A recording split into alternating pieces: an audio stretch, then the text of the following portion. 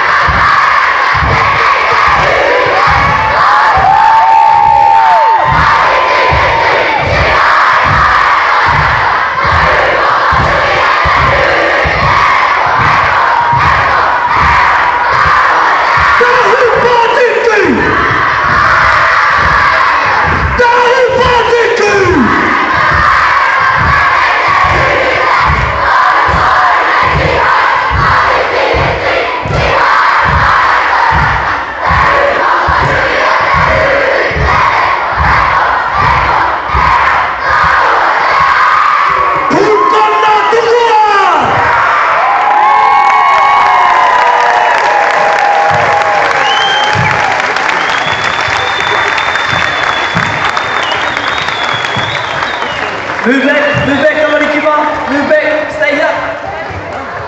Stay here, stay on the stage. I want you guys to stay on the stage. And because I want them to stay on the stage, I'll come out.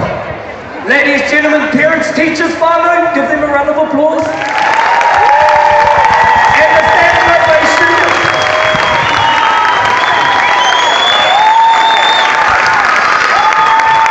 Take a bow.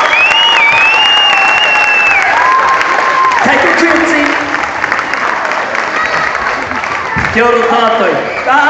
No pushing. Stay here.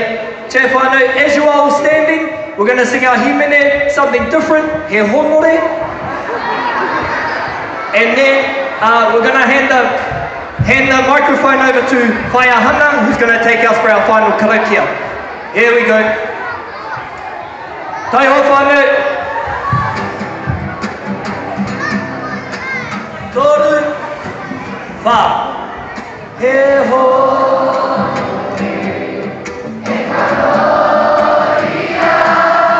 mangaro ki te whenua.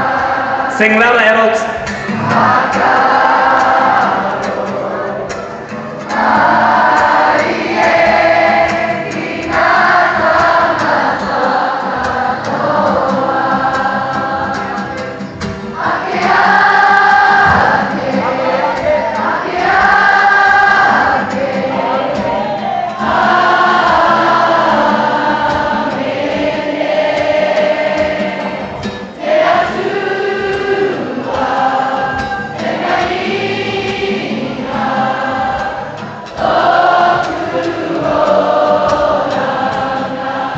Tōku orama,